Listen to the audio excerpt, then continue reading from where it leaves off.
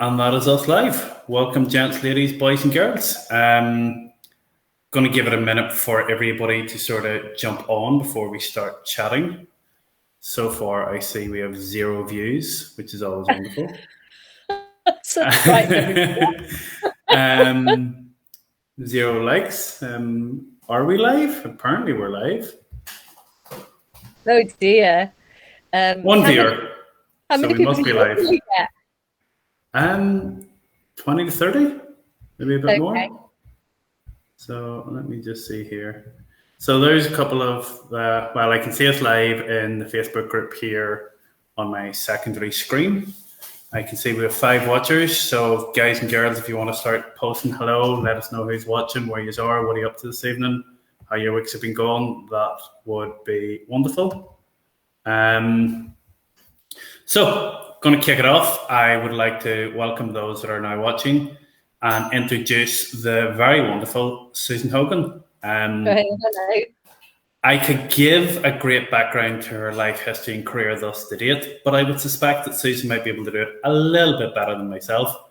So Susan, if you would like to jump over for a moment, take the reins, say who you are, what you've done to date, and a little bit about yourself. It'd be wonderful. Okay, thank you. Hi guys. I don't know who all's out there, but lovely to take the time to come and listen to me. Okay, so I have been in business for a number of years. You can see that I'm no spring chicken. I'm going towards the end of my career now, so I've got quite a lot of experience of lots of different things under my belt. So I'll try and do a potted history, Eamon, so that it doesn't get boring. Technically, I've had 3 careers, Amazon being my 3rd. But I just started my existence in the hair and beauty industry. I always wanted to be a hairdresser and I wanted to travel the world. So that's basically what I did. And I worked on cruise ships for several years, and then I ended up in Bermuda and came back after nearly 10 years of traveling, and then actually popped overseas again for a contract in recent years. Probably I'm just trying to work out when it was. It was about 12 years ago, actually, which is quite recent by comparison to Bermuda. And I went to live in Istanbul, Turkey for several years. I dragged my husband to the other end of the world. Absolutely amazing experience. So I'm quite worldly. I've seen an awful lot of the world already, and I absolutely love to travel. Now, at some point, my career started to morph into something slightly different, because I did a lot of big shows and events and things like that. And suddenly, I wasn't in hairdressing so much as marketing. So I sort of made a transition, and then I went into the corporate world, got out of the hairdressing industry, and actually started to work my way through the corporate world, got to quite a senior position in a number of companies. And my most pleasurable, I think, was nothing at all to do with selling products as such. We dealt with how can I put it, negating climate change. So it was a service that the company offered, a global design engineering service that helped to try to work with governments and countries to be able to stop the onset of climate change, and specifically with regards to the water industry. So that was absolutely amazing. So I sort of bowed out quite gracefully from that, and then it left me with a bit of a gap. And that was when I came to Amazon, which was just over 2 years ago now. I dabbled with selling on eBay at an earlier point in time before I went to Turkey, actually. And then I looked at Amazon, thought it was too difficult at the time, couldn't quite get my head around it, then left. And it took me quite a few years to get right back to it. But then at a loose end, thought, do you know what? It might be quite a nice idea to have a look at this again. So that sort of brings me full circle. Are you glad you did? Yeah, I am. Love a challenge, that's for sure. And it's opened a new chapter, which has an ultimate aim of actually going back traveling. So I've been looking for a number of years to have an online business of some description. So I had some other ideas, sort of mooted them, decided no, and I think that this sits very, very comfortably. Amazon being the start of, if you like, a portfolio of online activities. It's interesting you say that, and I know I plan to sort of touch base with that a little bit later in the chat, but it's interesting that, you know, you're not like Lloyd, Luke, and myself are chatting recently, and we're saying, you know, within iGen, you know, we've obviously got clients that we help and we assist with their journey within Amazon, and we're saying, you know, what is our target customer? So we sat down and we looked at sort of who we've interacted with to date. And we came at blank. We're like, we've had kids starting at 19 years old that are deciding to skip uni, and we've had people that are, you know, builders that are thinking about retirement, and everybody in between. And you're like, there's no real logic to who becomes an Amazon seller. And as you said, you start out your career as a hairdresser on cruise ships, which I don't think at that time Amazon would even have been, hope this isn't an insult, but wouldn't even have been a thought in Bezos' head. And like, here's where you are now. And I just find the whole process of who ends up selling on Amazon very, very fascinating. But what I wanted to get on with was to sort of talk a wee bit about your Amazon journey, because you're somewhat of a rare creature when it comes to the journey of Amazon. A lot of people, when you get talk to them, they either want to go straight, I want to go gung-ho into private label, or they start out the graduation route of RA, OA, wholesale, maybe private label, and then some of a conglomerate in between, whereas you were like, stuff that noise, and you went completely opposite. Do you want to chat a wee bit about your wholesale journey? Okay, well, I didn't know I was doing completely the opposite. Certainly, like everybody, I started off with no knowledge, lots of enthusiasm, and sort of read up on everything that I could possibly find at the time.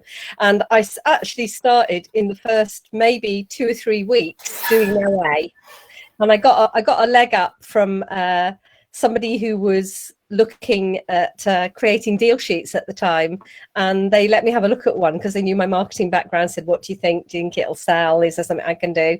And they gave me an idea, because I was absolutely clueless, like most people. I wasn't actually quite sure where to start.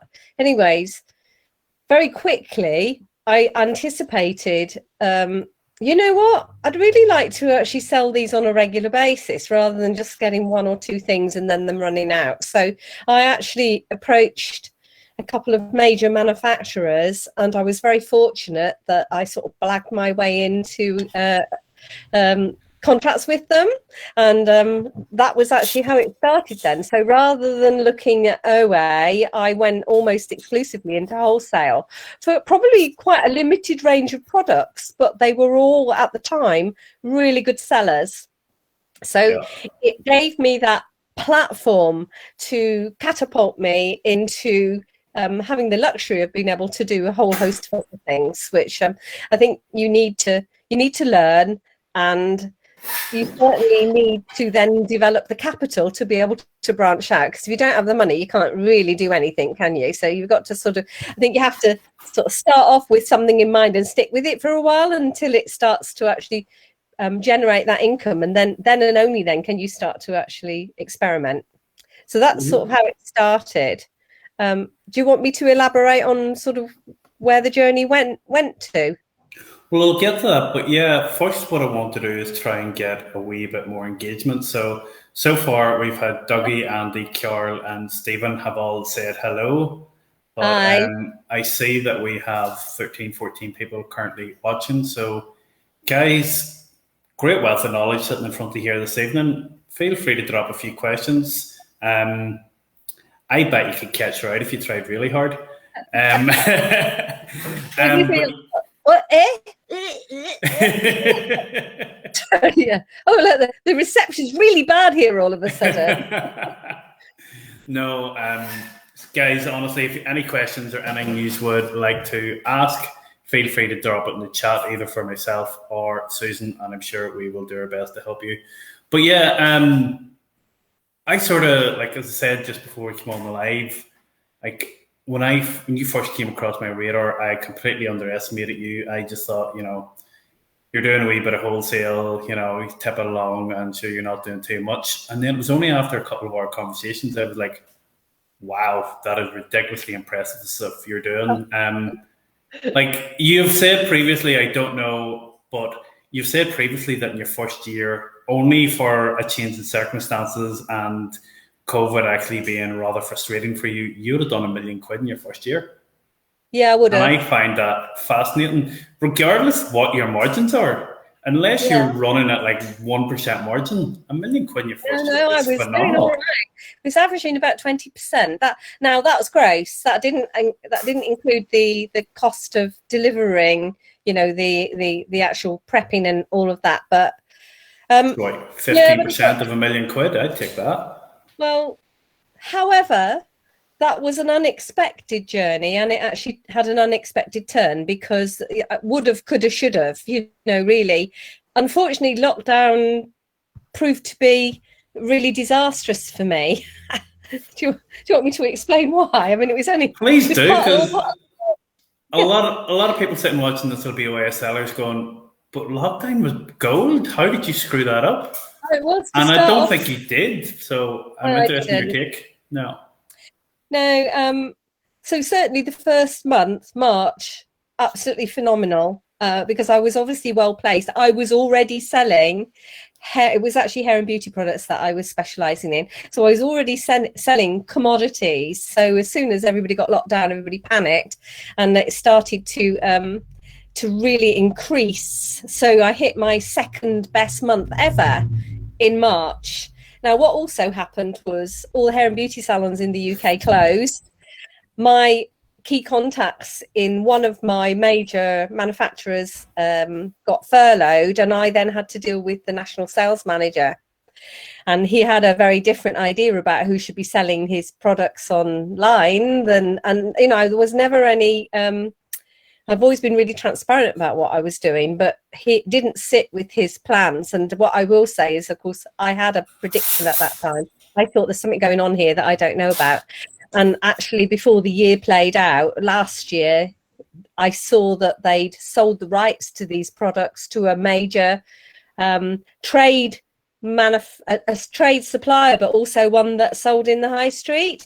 And then about 3 or 4 months ago, Amazon turned up on the listings in full force, and that was the absolute bitter end of my journey. But this time last year, I had the same issue. They pulled all my discounts, so I'd sort of seen that I was very dependent on one supplier, so I'd already started to try to do something about it. But it did really make for a difficult situation. So I must have been the only person in the UK who was putting any orders in. So I didn't realise I was going to go quite so far above the radar. But and because it had been such a bumper month, I had lots of money to spend. So I'd put a super big order in, and unfortunately it all came crashing down. But I see. You wonder about that because, right, so it was hair and beauty products, so it's not a stretch of imagination, shampoos, hair dyes and stuff like that there.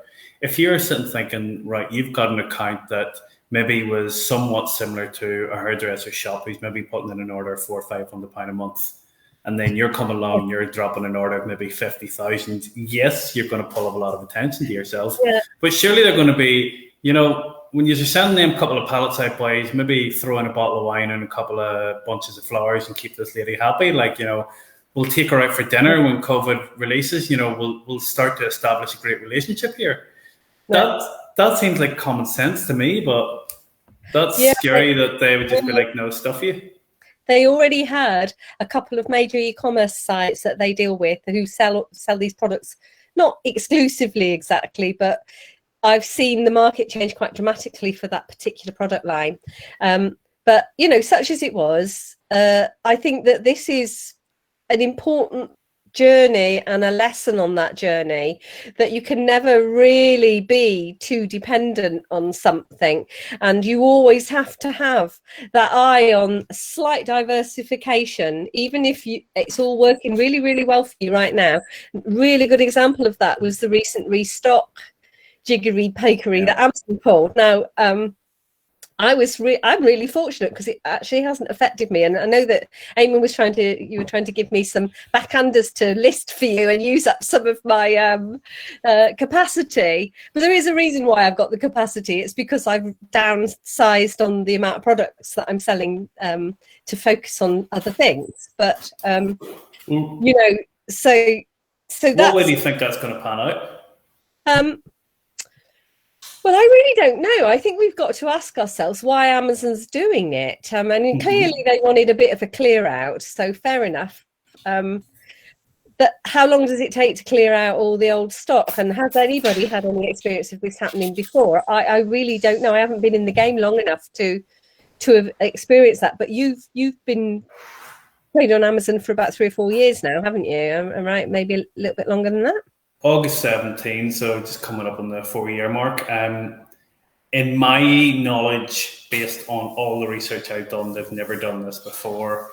Okay. I have been sort of chatting to a couple of big sellers and listening to podcasts of big sellers that are doing 50 million quid a month, like crazy, well, dollars, but crazy amounts. And their attitudes are, once you can get your metrics right, their take on it was, they did this to sort of push sales for Prime Day.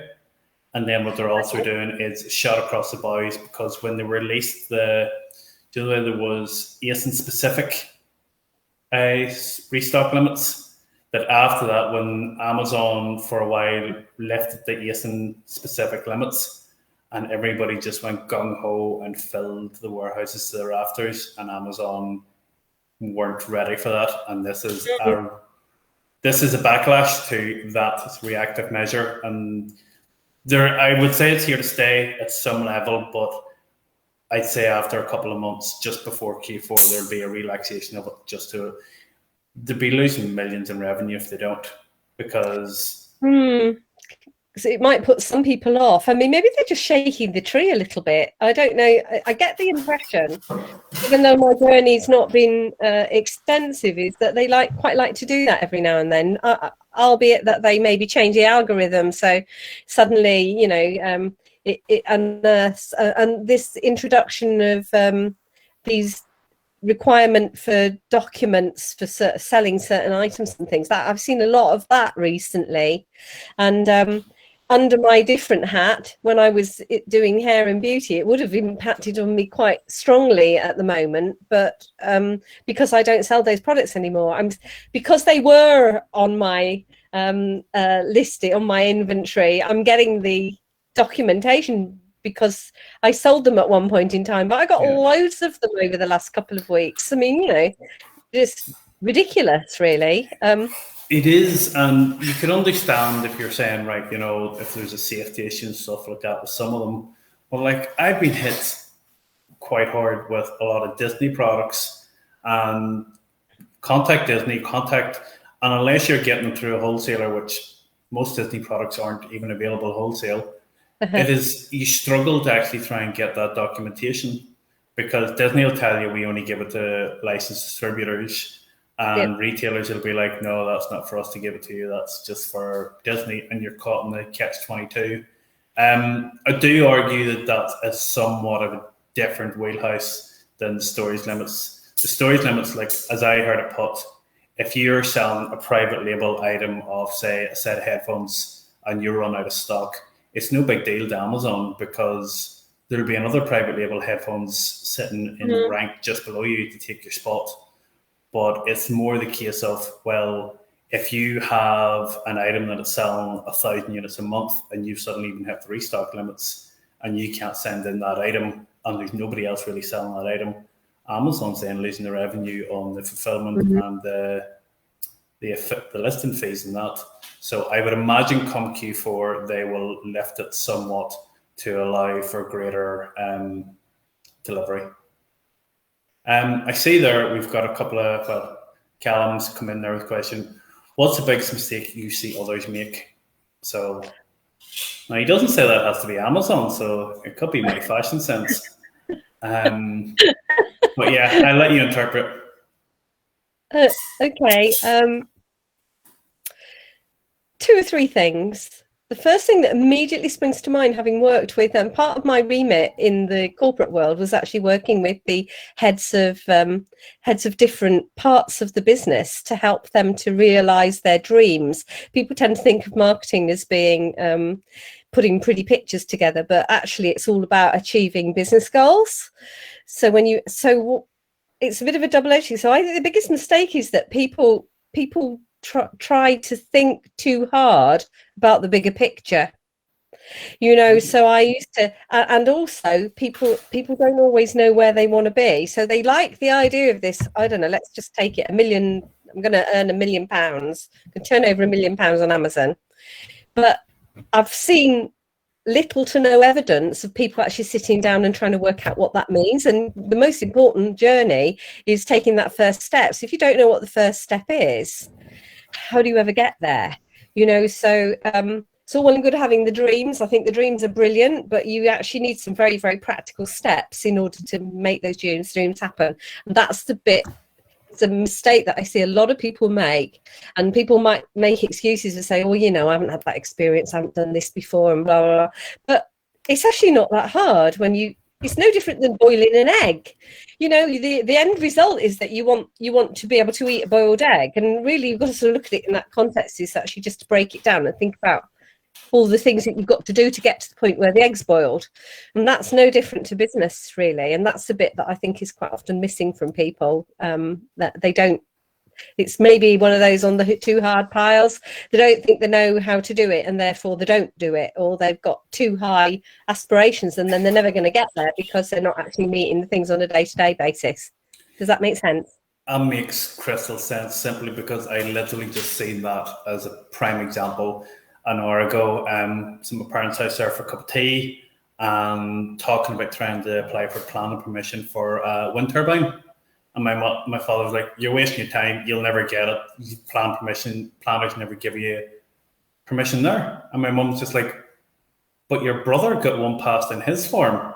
What did he do different?" And my father was like, "Well, he probably applied for it." And you're like, "Well, yeah, you're definitely going to be defeated if you don't try."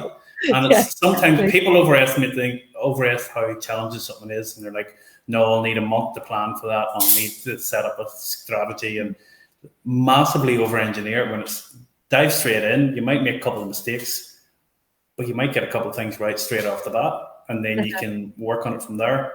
I see we have a very opportunistic question from Tez, or Terence Arnold. He asks, which categories are you selling on now, and why? Which I think is, a very great question considering what I know about what you're currently doing. I will leave it up to yourself how much you divulge. Okay. Just to finish off, the biggest mistakes that I see others make is people don't take a chance. Totally agree. Okay, I think you can calculate risk, and you can sort of try to negate risk, but I think you just don't know until you've tried it. And maybe I'm the other extreme, because I actually quite like to try things. So I am a little bit like you in that respect, Damon. I'm a bit gung-ho, but I am also really organised behind the scenes, so I make an organised decision to introduce chaos, if that makes sense. But yeah, I think you've got to sort of take a risk. Anyways, back to the storyline. Me, whenever it was it a year ago, 18 months ago, and I suddenly found myself without any of the discounts that I'd been used to receiving. So I made a decision to test the waters, and what I did was I got a VA service, and I sort of decided I was going to try lots of things that they gave me, and they were pretty good at finding lots and lots of different things. So I had a period of time where I just searched OA, and it was across categories. There wasn't necessarily any logic to it. In the background, behind the scenes, I started to make a decision about what I wanted to do. Now, I'm quite a passionate person. I also like what I'm selling. It's actually really important to me for it to have a real interest. So I don't sell for the sake of selling. I sell because I enjoy the if you like, the challenge of finding the things and having an interest in what they are. So after all this experimentation, which lasted about 3 or 4 months, I was quite clear going into the Christmas period that I actually wanted to move into grocery and things that you could eat, because I'd done the hair and the beauty bit, and I sort of thought, well, what do I really like doing? There's lots of things I really like doing, but I must admit, as you can probably see, I really enjoy eating, and I love to cook, and I love fine foods and all of those sorts, all the things that go within it. It's all sort of linked in with the traveling as well, is actually going to different places in the world and trying different things to eat. And, so I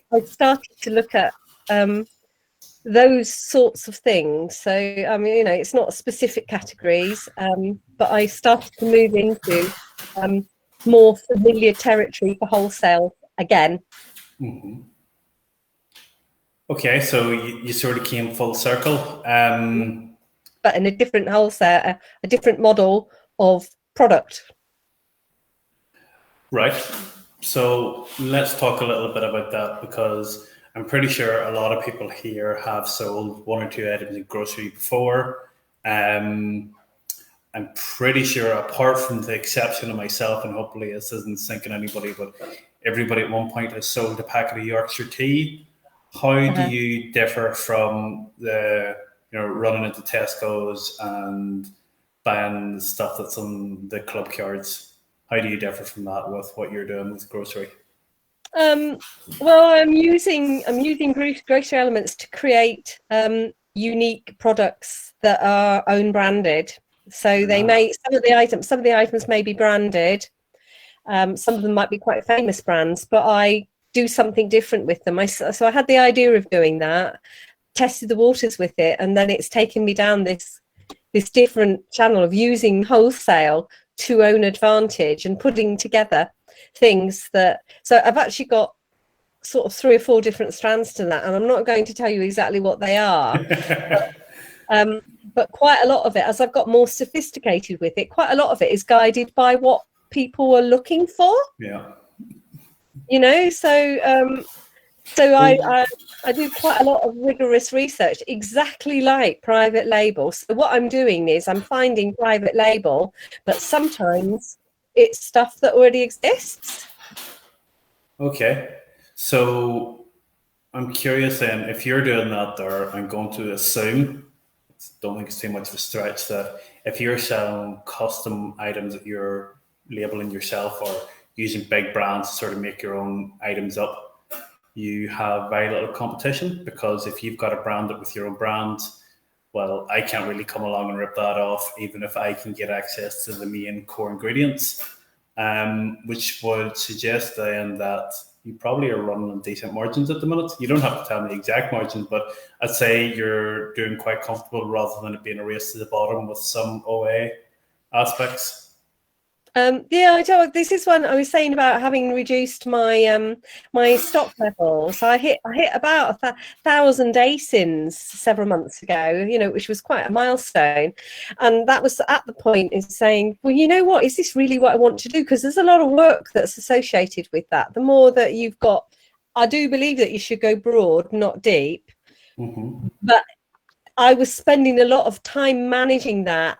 And that really isn't what I wanted my journey to be. So I think in business, you've got to constantly remind yourself what your vision is. And if it changes, fair enough. But actually, my vision hasn't changed. All that was happening was I was getting pulled in a completely different direction.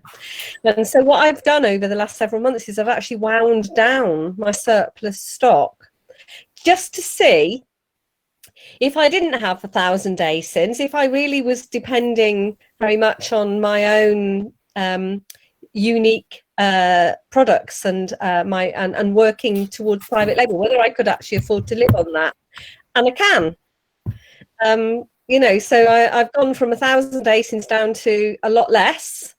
And I'm sort of getting, especially now it's a quiet period, I'm getting a little bit of an idea what my baseline is, which the experimenting again, and I am in a privileged position. I'm very fortunate that I don't technically have to earn any money from doing this.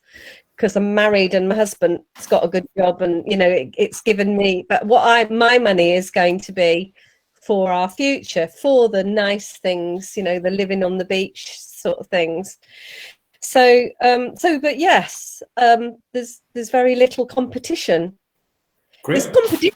There's competition, like you were saying earlier. If somebody's selling, what was it that you used as an example? If somebody's selling headphones, selling headphones, then the aim is to find something that there's not an awful lot of competition on, and that you can take a percentage of the overall margin. Now, I'm not greedy. I'm quite happy that I maybe have got some things that don't sell huge volumes, but I'm gradually moving into own private label now. I'm actually having a go at creating something that doesn't exist. It's going to be made for me. So I'm gone full circle now. I'm still relying on the wholesale, but I'm actually branching into own product in the truest sense of the word. Cool. Be sure to tell me what that is after, and I'll see if I can undercut you. We've got a couple of questions off the back of that. The one that I'd say is most relevant to start off with is, do you use any PPC advertising to increase your listings? Considering yours is more private label, I'm assuming you do. I've always used it. I use it on my OA as well. I've always got some running, even if it's very, very low value. I've always found it very useful just to sort of keep some things moving, but it's all about how much you spend, how much you make. But I do, and I can even give you some figures, because I use a very nifty piece of kit that helps to manage this. I just like to spend more time with it, but my PPC is running at about the sales I make from PPC contribute about 20%.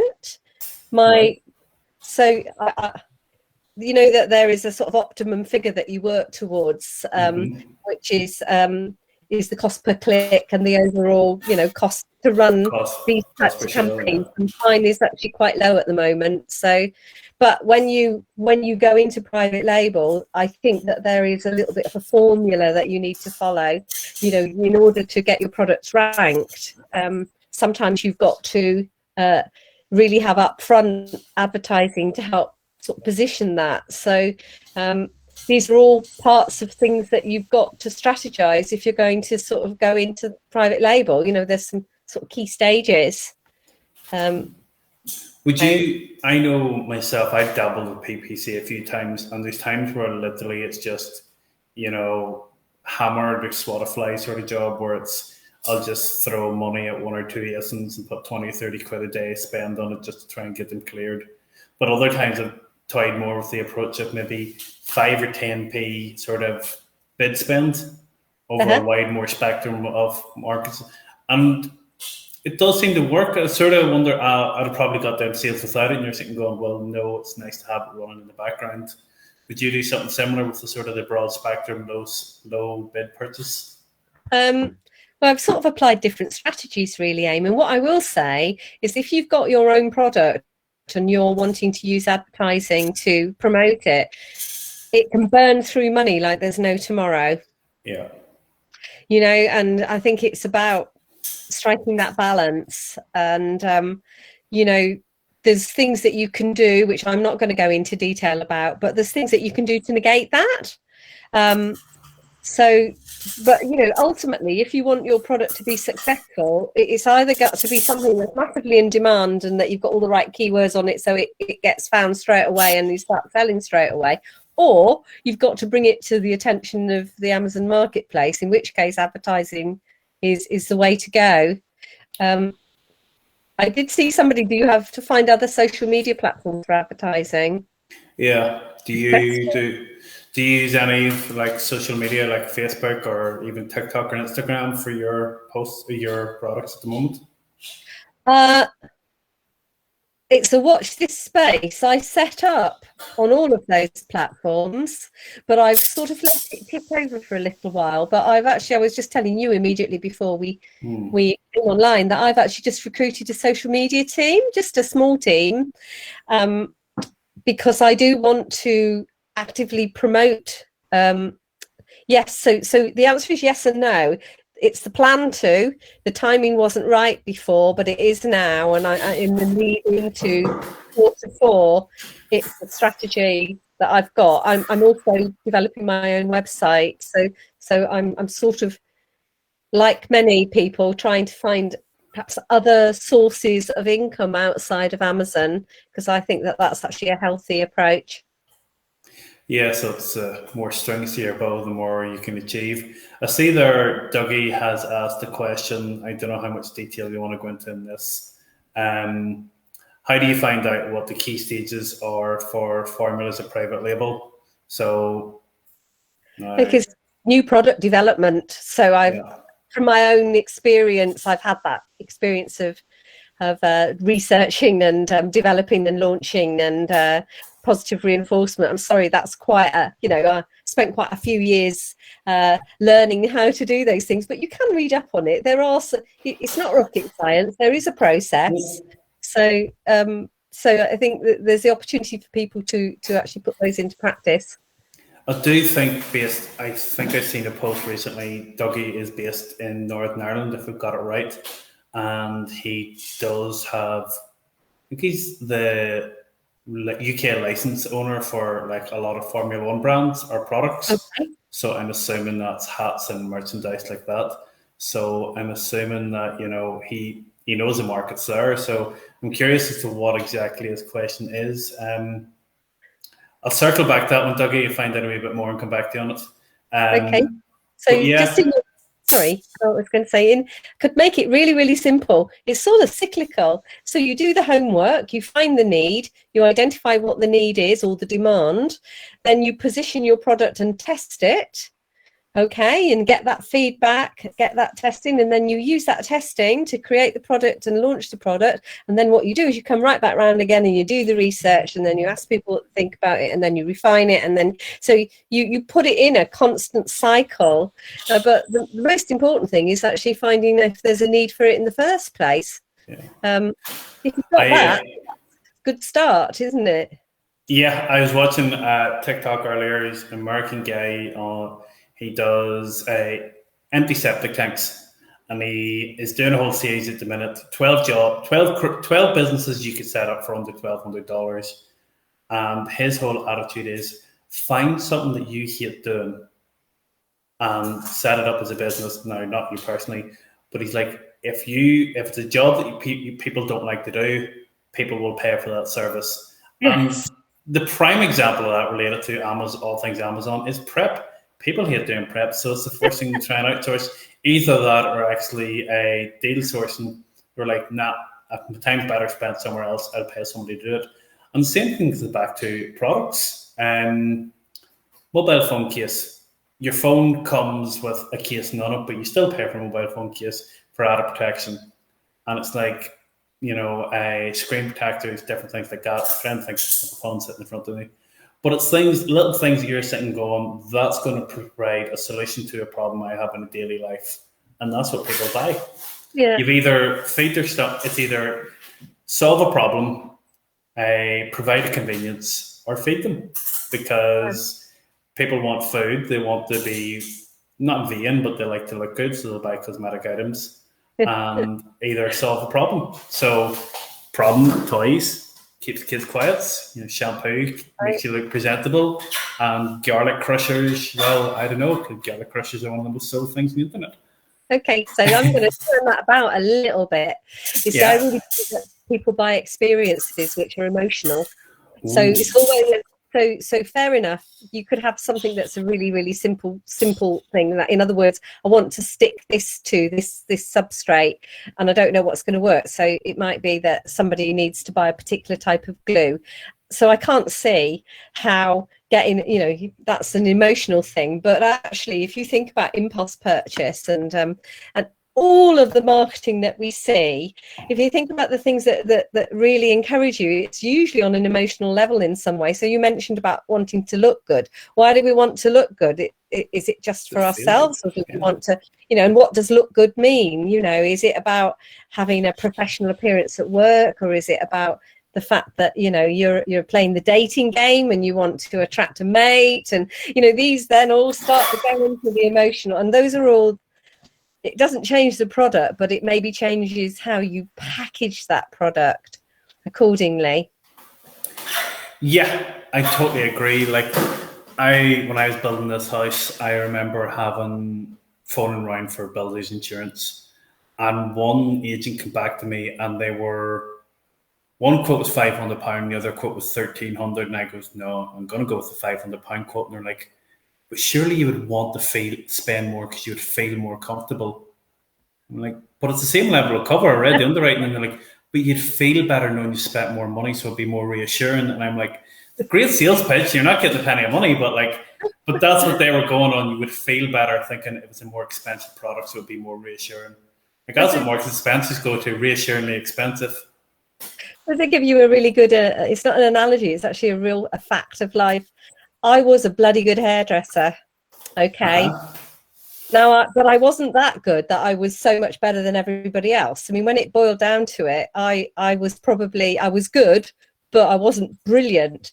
But I was the busiest. I was the artistic director in when we worked in Bermuda. There was about 70 staff, and I was the busiest person out of 70 people. Why was I the busiest? Because I wasn't the best. Hairdryer. No, it's because I taught for England, and people loved coming and listening to me talk and interacting with me. And I've always got a view on the world, and I've experienced life. So that was what I really sincerely believe, that people pay. I always used to I had a regular client that came in every week, or maybe I didn't see her for a couple of weeks, and she used to say, right, that's got the hair out the way. She says, come on, tell me what's going on. You know, so that people were coming to me on an emotional level, and that sort of impart some of that into my Amazon journey, because I like to have things that make me feel good. You know, I know it's an analogy, but you know, it's about that passion and about having something that really ignites that spark in you, and so I'm selling on an emotional level. So I'm hoping that people will buy my products on an emotional level. It's so true. Like, the delivery rate of my merchant fulfilled items is based a lot on the day of the week. I very rarely will send items out on a Wednesday, simply because the post office I go to, there's two women that work in it, and one of them is just young and she doesn't want to do any of the effort, and she just hates me coming with parcels. And the other one's a wee bit older, and we'll sit for half an hour and put the words to right. So, like, I'm always banging the door Monday and Tuesday, and then Wednesday I'm like, I'll go on Thursday. So, and there's items that go out late, and I'm like, I don't care, because I'm not going to that post office on a Wednesday. They can do it. But yeah, it is interesting how people do things on an emotional level, and you know, they'll say, you know, it's all about business, and you know, it's all facts and figures, but we are creatures of habit, and we do have emotions, and we will base things on that. So Steve Taggart saying, I feel good when I get a lot of sales. But Steve, if you got 1,000 sales and made no money, would you still feel good? It's that thing, like, you know, it's what your end goal. You probably feel good because you're getting revenue and money off that, which makes you feel successful, makes you feel good about yourself, or you just get more money to buy more stones to build your campsite. Yeah. So there's lots of different types of sellers. That's something I have learned. You know, I mean, it isn't quite so cut and dried, is it? I have my own view, my own take, and you know, I've met enough people that say, you know what, Susan, I'm not particularly interested in that. I'm just interested in making money. And I'm thinking, that's fine. If that's what makes you tick, then go for it. But that's not my journey. My journey is taking me in a different direction. I do see that there's quite a few people want to know the mechanics behind my business. Unless I'm very much mistaken. Callums are sitting asking about, do you do your own admin or do you outsource it? I think I will make that question a wee bit broader and ask you to talk a wee bit more about your team. I know you've got your own in-house staff locally. I don't know what your staffing situation is virtually or abroad, so I'd love to hear your thoughts on that. Okay. I think you have to make a decision I made a decision quite early on that I wanted to do my own prep. I think it's me being fastidious, and perhaps with hindsight it would have been a really good thing to say, no, I'm not going to do that, but that was hindsight. So I actually have gone through the prep centre route, and I've got an industrial unit. This is the third move. This is my office at home, and I live in a ground floor apartment, city centre. And I think I realised I had to move when my first pallet arrived, and it was taller than me, and all the neighbours were nosing, and I thought, this has got to change. So I made a decision to move out of here and go into, I actually got a behind the shop, sort of a room that nobody was using, and it was probably about 3 times the size of this, and it was absolutely marvellous, but we outgrew it very quickly. And I took on my first prepping staff probably about 18 months ago, and I've trained them up to be a very competent team leader. And then over the last few months, I've introduced and trained up other people, so I can call upon immediately. I've got a team of 4 that work in. They all work part-time. So they probably put in about 20 hours a week, and then I've got other people that I bring on a temporary basis when needed. So I've actually trained a team, and I have the luxury now of actually stepping out of the business. They run it as if I'm a customer, really, but you have to put the miles in to get to that stage, and I've actually outsourced to other prep centres, and I decided that wasn't for me. I wasn't particularly enamoured of the service that I got. Right, started raining. Oh.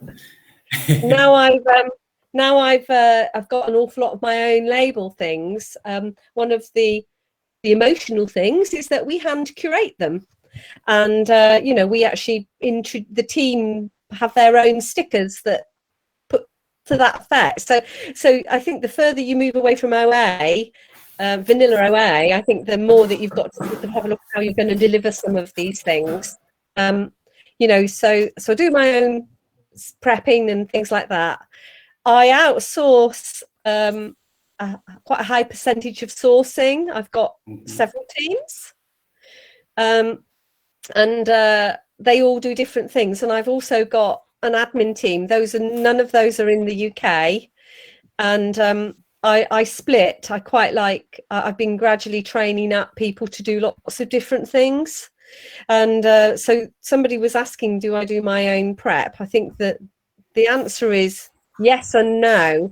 Until I'd started to train teams, which started about 7 or 8 months ago, I wasn't doing half of my prep. So admin. So I have some key things that I've been doing, and then I had a big gap with things that I should have been doing or that would have been nice to do, but I've left. And just as an example, I've got a repricer, and I just wasn't getting round to every single solitary week, putting minimum, maximum signing strategies and things like that. And that's something that's all being taken care of now. Just needed me to be able to step away from it for enough time to start to train somebody to do it properly, but probably like many people. So what I do is I eat the frog a bit. There's a few things I don't like doing, but I have to do. I'm VAT registered for starters, but I certainly don't do all my accounts, but I've still got to make time to chase all the invoices and make sure I've got all the things I need for that. But pretty much like everybody, I sort of decide quite early on what you do and don't want to do, I think. That is about the only part of my business that I have nearly completely outsourced entirely. I have it now that my admin VA chases up all the receipts, all that sort of stuff. My purchasing manager is a trainee accountant, so she's pretty shit hot on sorting out my statements of accounts for the end of the month. And I've just got it to the point where I'm like, well, if the purchase manager who's doing all that, we just email it to my accountant, and then they just sort of let me know if I'm in the red or black each month, I'm okay with that. Yeah, so that's sort of the level I'm getting at, which is great. And the best thing about it is I would find time for everything else under the sun than for doing my accounts, because they are hell. Whereas my purchase manager will be on my back on the first of the month going, right, statements count for the end of the month, you need your bank statements, let's go.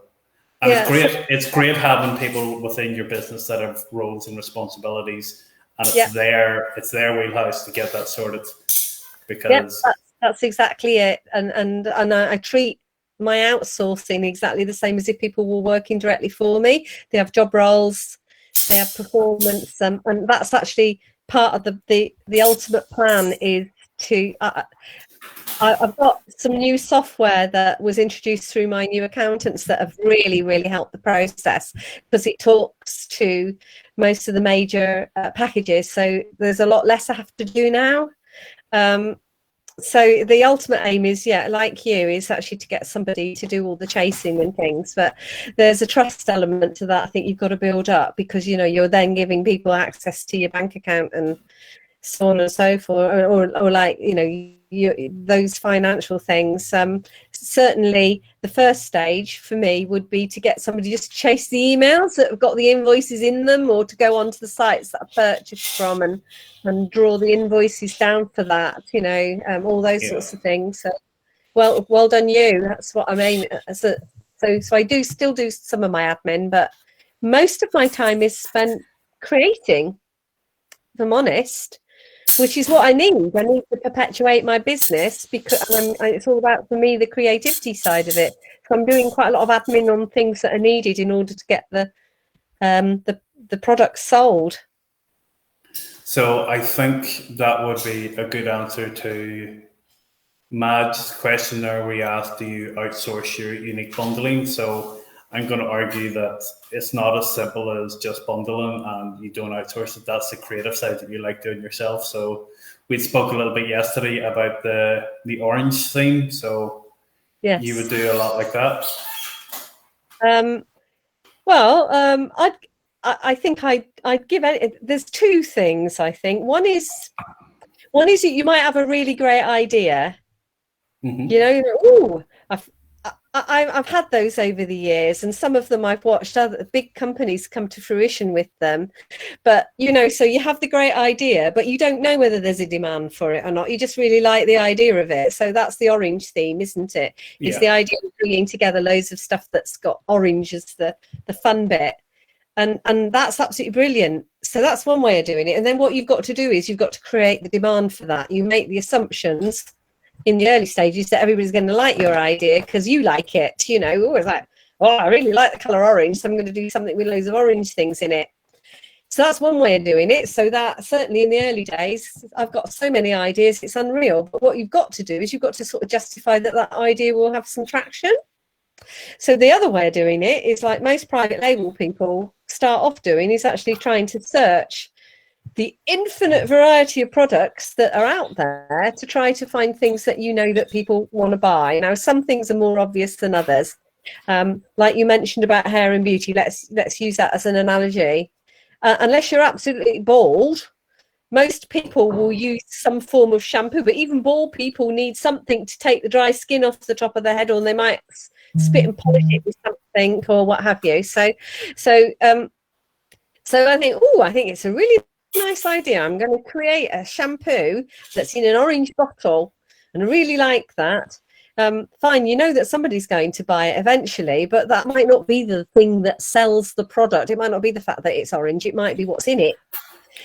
So just trying to use that analogy, there was a big spate of argan oil, and people were promoting argan oil, and you've got to have argan oil and everything because it does all these, it's the emotional thing again. It makes your hair nice and shiny, okay, or it makes it soft and malleable and you can style it and things. So you've got to find those things and work backwards, so sometimes I don't know what I'm going to end up with. I've got to so some of it's about my own ideas and then trying to justify selling it, like the orange box. Yeah. Or some of it is actually looking at, there's a middle bit as well, isn't there? Saying, well, if I was going to create a box of something, what would be the ideal colour to make it? We could do a poll, or we could ask people what the favourite colour is, and we might want to base it on that.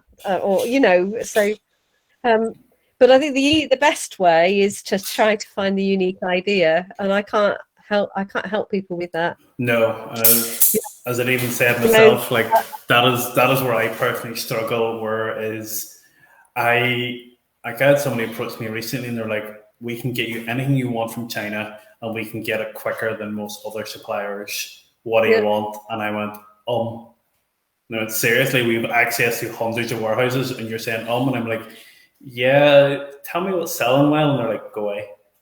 Because I lack that creativity side of things with that. But what I did want to sort of ask is, so we've talked a bit about where you started and what you're doing now. I'm really excited about what your plans are for the future. We discussed this a little bit prior to the call, and I think it's marvelous, and I'd love for you to share that if you wouldn't mind, with what your future plans are. Which bits are we talking about? Are we talking about the brand identity and everything like that? Well, the brand identity is part of it, but I was sort of talking Amazon. The subscription basis was what I was thinking about. Yeah. Okay. So, well, I'll allude to it because it's not something that the teams that I'm working with, that I've been spending time training with, have got value outside of what they do for me. So I'm looking at the feasibility of creating an opportunity for people to tap into that, but it will be an invite only, certainly in the foreseeable future. So we're going through test periods at the moment to sort of have a look. Is that what you meant? Because you and I have discussed a whole load of things recently, Eamon. Yeah, we did. Well, again, it's going back to how can I diversify from Amazon? Well, what I was talking about, to cut across you a bit there, was you had sort of mentioned that, based off the back of the hair and beauty of setting up your own website with, subscription service for shampoo every 6 weeks or something. Yeah, that's right. I just think that's marvelous. Pardon? I didn't know whether I'd spoken to you about that, but yeah, it was getting pretty late. The thing that I started to do when I had the power to do it was I was going to create a virtual salon, and that really appealed to me. And it's actually taking the elements of that. So my feelings are that most people need a little bit of direction when it comes to buying expensive products, especially hair products. So what I was going to do was to create this journey that people could go through, almost like you were sitting in front of me, and the sorts of things that we do. Obviously, I can pick your hair up and feel it and do all the touchy-feely bit that hairdressers like to do to sort of make that connection and get into your space and get to know you and everything. But it was actually creating some of the good practices for that, so that people could get that advice online, and it would result in them getting recommendations for certain products to manage their issues, or to give them better styling, or to better this, that, and the other. And then it's about packaging it and actually sending it to them on a regular basis. And this is something that some businesses are doing really, really well. And it's also obviously the thing that Amazon does to try and tie you in and get you to be loyal and to buy more. So it's about creating that added value. And it could be that it's a pick and mix, that I'm selling products that people just really like to buy, and then they just every week they decide, I'm going to have like those 3 items, and that they can just get those on a regular basis. I signed up to a subscription or a service years ago, and it was marvelous. I never actually went through with it, but it was fantastic, whereby it was targeted perfectly at me. It was like, hey, you want to look fashionable, but you haven't a clue about fashion. You couldn't care about going shopping. Let us dress you. And it was, you signed up, you had your personal stylist that contacted you once a week. Like, they must have thought I was going to be going clothes shopping once a week. And they would send you 3 to 5 images of outfits of like, do you want to look like this guy, or do you want to look like this guy? And then they would give you like a shopping basket of items that was in that outfit. And then you would say, yes, click buy now or not. And I'm assuming they had some sort of affiliate link with the suppliers of those outfits. But it was marvelous, because on the face of it, it was like, I hate shopping. He looks all right. I'll take that outfit. Let's go. Because when I go shopping, I will spend several hundreds of pounds just to get that experience over very quick. And that's what it is. There's definitely a market there for that. Like, say, for example, like, I sell grocery items as well, and there's items that I sell that they're just grocery items, like tea towels, face cloths, and you're sitting going, well, why would people buy this online? And it's because of convenience, and it's by providing that convenience, but the customer service to sort of come off the back of that, so that people have a brand engagement, so that they'll come back to you, whether that be on the Amazon platform or whether that be on your own unique platform or website. Doing a lot of sort of market research of late. E-commerce growth is still rising. There's a massive drop in the last quarter in the UK because shops have reopened, but e-commerce is still going strong. But where you need to diversify now, from what I'm seeing, is personalization of products. So what you're doing, your own brand image and private labeling, and customer service, because it's not just about being the cheapest. People don't care about the cheapest; they want a service. Like, what would your take on that be? Well, I really wish I could have got that set up before lockdown, because of course, who would have known that all the hair and beauty salons were closed? And look, we all have members of the family that ended up with like big roots and and really terrible hairdos and didn't know what to do. I think I would have been well positioned to offer expertise in that area. So it's about, again, it's about having that bigger picture. It takes it all back to the emotional thing. It's how could I create an emotional journey for what could be construed as a relatively standard product? It's that's where you get the perceived added value. Why do people pay a lot of money for something? It's because it's not just a bottle with something in it, it's an experience. So I think that the service element is part of how you bring that experience to life. It's about being solid and dependable, and actually giving that support. Just to sort of sidetrack ever so slightly, one of the things that I considered, and I'm still very interested in this if I go down this route, it was actually helping people with hair loss. Now, I'm not talking about snake oil, which is what my husband fondly refers to it as, because there are some very practical things that people can do to actually help reduce the hair loss journey. And was that what you were doing in Turkey? No.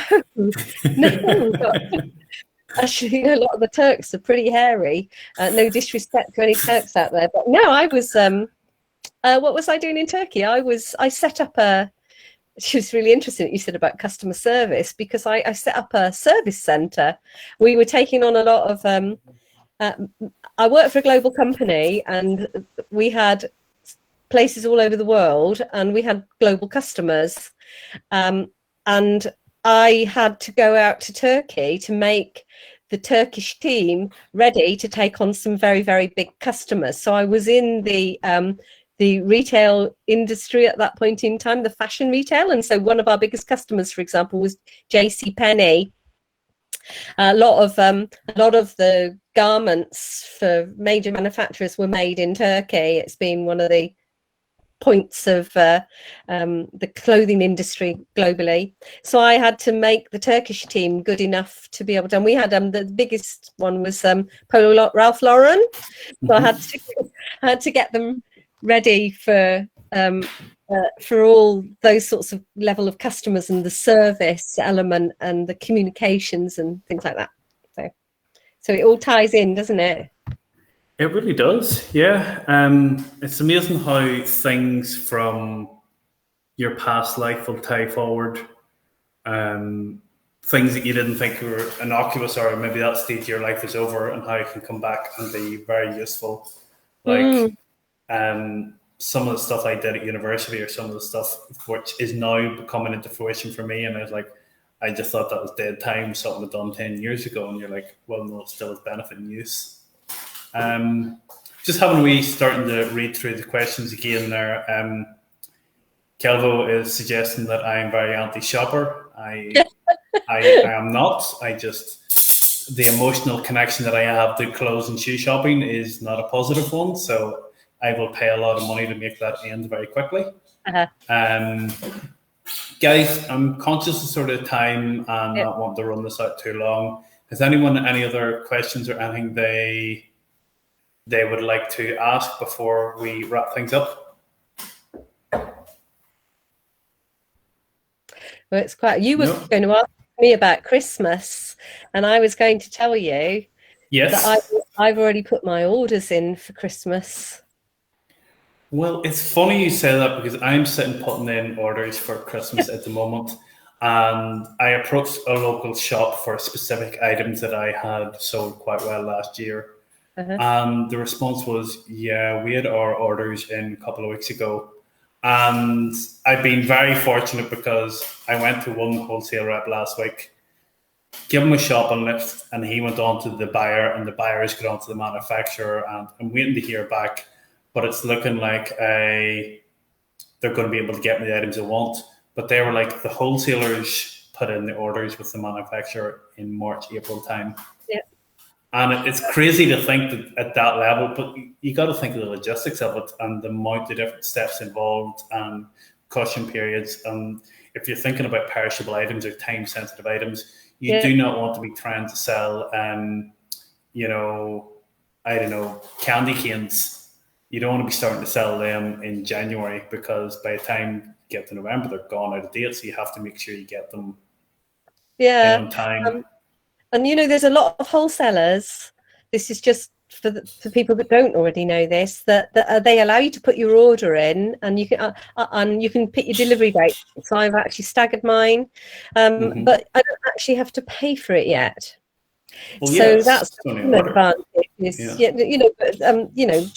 People might think that if you put the order in, that means you've got to pay for it, but they want to know in advance. It helps them to have an understanding about what people want to order, especially if it's goods that are being brought in from outside of the UK. So it's sort of a win-win situation, really. So and actually, one of my wholesalers has got a payment plan, so you can. It's like, I think they call it the dividend in this part of the world. I'm not from this part of the world where I live, but it's like the layaway. You put a little bit of money aside every week, and then by the time Christmas gets here, you've paid for it. Quite like that. I just think the way it was put to me was like my sales rep sitting telling me, he's saying, I go around shops and they're sitting thinking we're pressurizing them into buying things and putting the orders in early because we have quotas to meet. He's like, yeah, we have quotas to meet, but that's not the case. That's not what we're doing. He says, we'll put this order in with manufacturers. We get one bite of the cherry. And people think that wholesalers are the be all and the end all. Like, you go on the internet, there's any number of wholesalers about. They're still scrambling to get their orders in from the manufacturer. And if you're saying, yes, I'll take a pallet layer, and they're saying, well, we've ordered 15 pallets, we've accounted for full 15 pallets, we're not going back to a major manufacturer for one layer. So tough. So it's about, they're only trying to get their numbers in right so that they can place their orders themselves. So it's a whole supply chain impact. It is. Which you can see with COVID at the minute with, bringing stuff in from China and the price of shipped containers and stuff like that there, how when one thing falls out of the link, it has massive ripple effects throughout the whole pond. Absolutely. So the only scary thing, and it was really, really scary, I got these wonderful catalogues from one of the suppliers that I use, and sort of salivated over it for days and days, and I sought advice and guidance, and honestly, I had the amount of money that I was potentially going to spend, I had to stop myself, because it was scary. I was like, I could do this and I could do that, and and so on and so forth. We did some homework, see what we, try to identify what we thought was selling for Christmas, and that's also very difficult because this is me brand new. I'm going to be testing waters with this. So it's very difficult to try to have a track record of what might have sold last year or the year before, especially if you're trying to put more than one thing together. But I've sort of agreed on a certain amount in my head, but the reality was that I probably could have spent an absolute fortune. I'm a really easy person to sell to. I like everything in this catalogue. So I'm somewhat the same. Like, I'll spend money like no tomorrow when I'm buying wholesale orders. Personally, though, I wouldn't spend Christmas. Though the funniest part, just getting back to the whole clothes shopping again, I remember once walking into a shoe shop, hadn't bought shoes in a while, I was literally threadbare, and went in with a couple of people, and the shop assistant put out 5 different pairs of shoes, and I tried on a couple of different ones, and right, okay, I'll take them. And the girl goes, okay, which pair? And I was like, all of them, I'm not coming back. And she thought I was joking. I'm like, no, I'll take the lot. You'll not see me again for a while. Thank you. But it's, it's quick question. Are we able to buy advent calendars from UK wholesalers when they're available. When are they available to buy from your experience? That will depend a lot on which wholesaler you are purchasing from, Madge. Yeah. What I will tell you is people automatically assume, oh, I'm buying it from a wholesaler, it must be cheaper. Not always the case. Absolutely. Particularly with advent calendars, you will find that the big retailers that are selling advent calendars are selling them as loss leaders to get you in the door. This was politely explained to me as I was being escorted out of Tesco's on St. Patrick's Day this year, where I was loading up van loads of Easter eggs. Yeah, you can probably get them cheaper from your local big retailers than you will from wholesalers. Yes, you can pre-order them, and yes, if you've got an account with them, get speaking to your rep pronto and see what they can get sorted for you. But everybody will be different is the best I can tell you with that one. Yeah. What I will say is that you can get some unique items. I'm going to tell you about something that I ordered only because, sadly, they can't get hold of it. So I'm not going to be able to sell it. But when I saw it, this was just purely gut reaction to it, that they were selling Monopoly sets with chocolate pieces. Ooh. And I thought, yeah, that's what I thought. I thought, oh wow. And I did see an advent calendar from a particular wholesaler that I really loved. But again, it's an interesting. I'm going through the alcohol license at the moment, but it was a combination of craft beers and pork scratching products, and it was absolutely fantastic, this advent calendar. But it retailed to me at, I think it was about 70 or 80 quid. Madness. And it's one of those. The thing is with a lot of advent calendars is that they maybe never had a track record. They might be brand new for this year, so you've got no history with them. But they're out there and they're unusual things. Well, what I would say when it comes to advent calendars is if there's chocolate in them, they'll probably sell around Christmas. Yeah. And it's one of those ones where it's like, they're, at Easter, sell Easter eggs, at Christmas, sell advent calendars, toys, and tins of roses. But it's about how you market, and it's about what way you differentiate. And there's very little differentiating in Cadbury's advent calendars, but I've done a lot of research on this, and most people sell it too soon. And it's crazy to watch. Like I was sitting looking at one the other day. The sell price at the start of December was $4.50. The sell price on the 8th of December was £9. Because everybody had panicked. Advent starts tomorrow. I need to dump stock. And then mid-December, people were still paying double the price for them. So yeah, I had that experience too. I went to Merchant Fulfilled for the first time specifically for advent calendars, just to try to mop up it ahead of Christmas. Because obviously, if you get something late, by the time you get it in, it's like 2 weeks later. So I just had a little go, and I was quite shocked at people still buying them well into Christmas. Well, they must have looked forward to eating them all, opening the doors and eating all of the ones up to that date or something. The one thing I will say in my personal experience of selling advent calendars is don't, for the love of Lord, merchant fulfill them. My first Christmas, my first Q4, seeing advent calendars on clearance in Tesco's. I was in Bangor, which is just outside Belfast, Northern Ireland. Seen a couple and thought, I'm not even going to buy them because they probably won't sell. That's how much I knew. Listed them merchant fulfilled, listed 20 of them, went to the cinema, came out of the cinema, checked my phone. I'd sold all 20 of them. So I then went, bought them, listed another 20, went home, merchant them up. And I was not one bit prepared. I didn't have materials, didn't have anything. And it was horrendous trying to label them, wrap them, and get them to the post office with no proper equipment ready to rock and roll. It was a nightmare.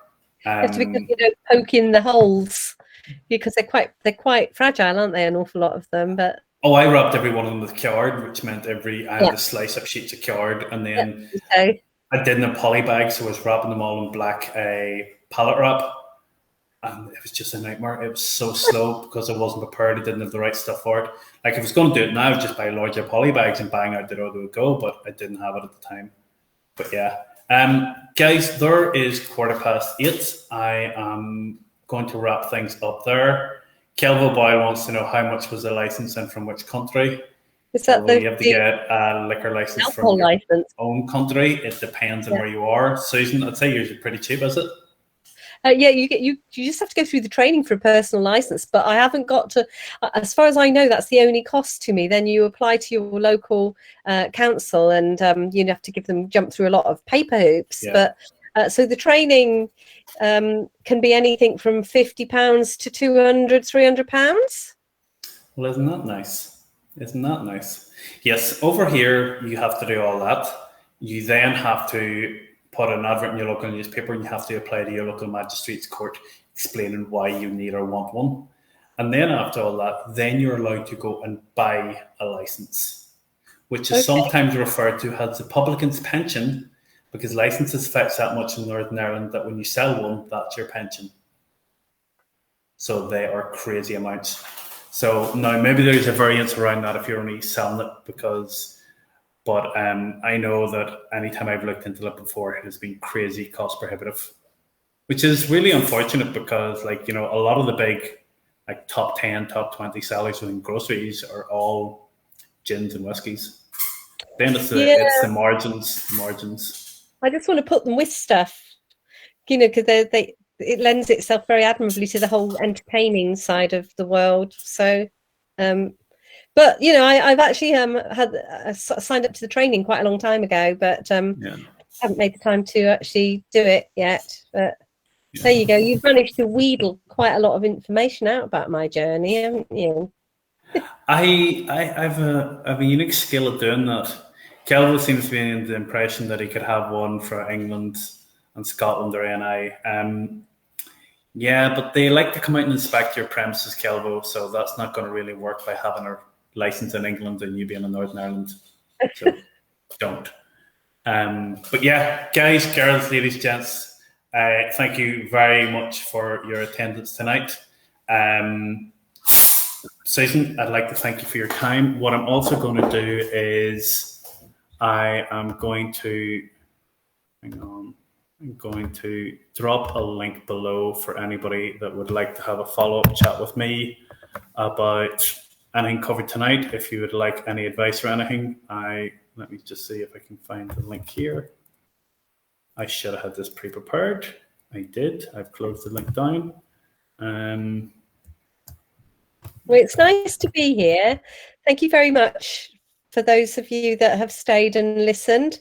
Hopefully there's been a few, do we refer to them as golden nuggets in there? But I'm probably more about my view of the world more than anything. Well, so that's still good either. I don't see why anybody wouldn't have got any benefit out of what we did tonight.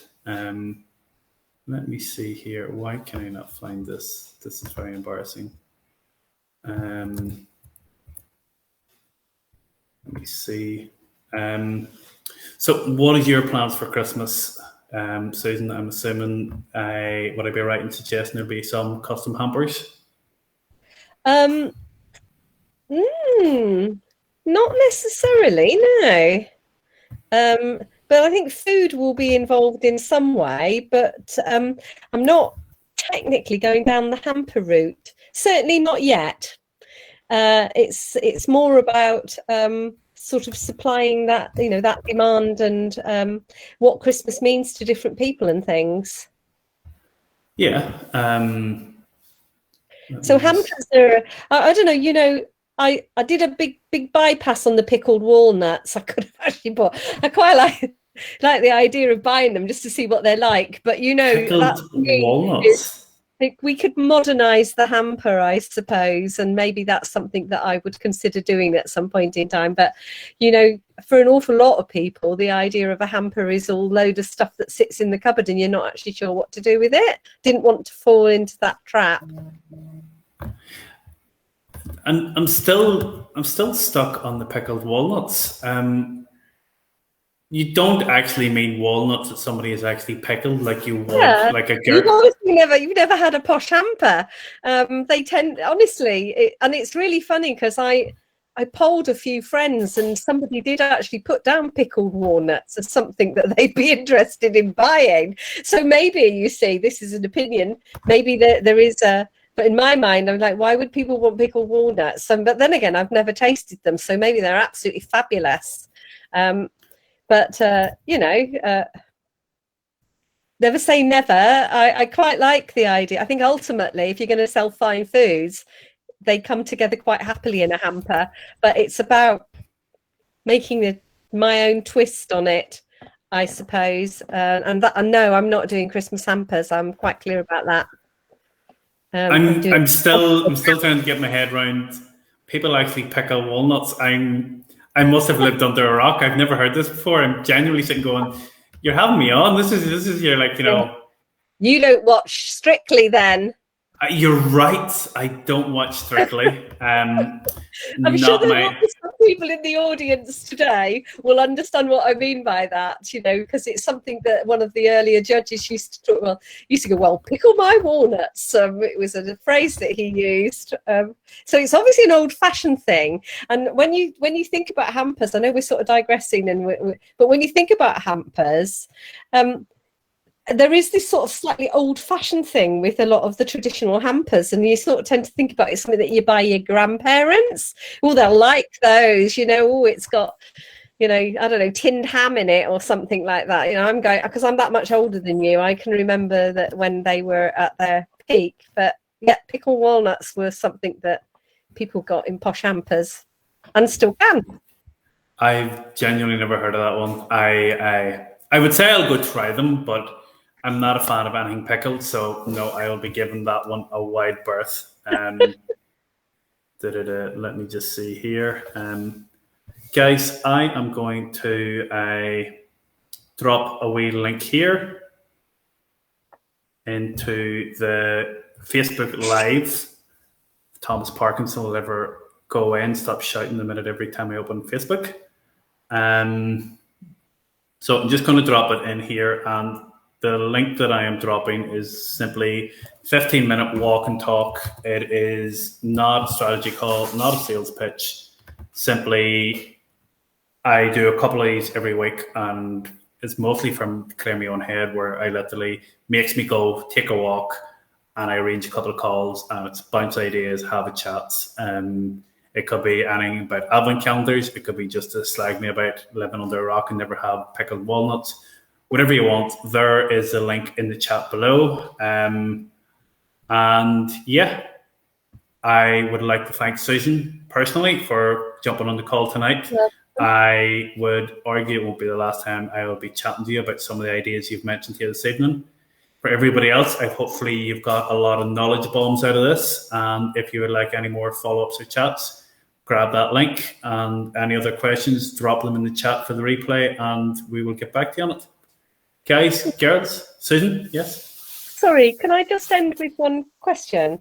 Sure. I'm really interested in understanding, you know, when we talked about paid search and we talked about social media and all the marketing activity, I'm interested in understanding, and if you want to share this with me, it'd be brilliant. What other things that people would be nice to have, that maybe people don't have that expertise, but would really like to have it? That would be a real nugget for me, to have that sort of level of detail from quite a wide audience. That would be really helpful. Yeah, I really like that too. Guys, yeah, just to paraphrase again, make sure I heard it right. What is it within your own business that you're missing that you would like a service for or something to be offered? So you're talking about services more than just or actually just learning where there's gaps, because I sincerely believe that there are some quite big gaps that perhaps can only be plugged by people that have that expertise to start off with, and not necessarily Amazon expertise, I might add, because I am no expert. I'm on the same journey as you guys. Might just be a few pages ahead on some things and not others, but I'm talking about the bigger picture, about what you think you'd like to be able to do in your business. Somebody alluded to asking questions about new product development, for example, and about what those stages were. Maybe that's something that a lot of people would see value in. So it's that sort of thing. Does that help? Yeah, brilliant. And that's something that I sometimes forget, is that, you know, just because I'm tunnel visioned on one thing doesn't mean that's what everybody's focused on or what everybody wants to hear about. So yeah, anybody that has any questions or anything they would like to know more about, again, if you can drop them in the questions, and then we'll come back to you on them. We'll either answer them or maybe get Susan back on in a month or two's time for a follow-up. Sound good? Okay. Yeah, thank you ever so much for having me. You're very welcome, Susan. Thanks for coming. Right, I'm going to go and chill now. Enjoy. See you later, guys and girls.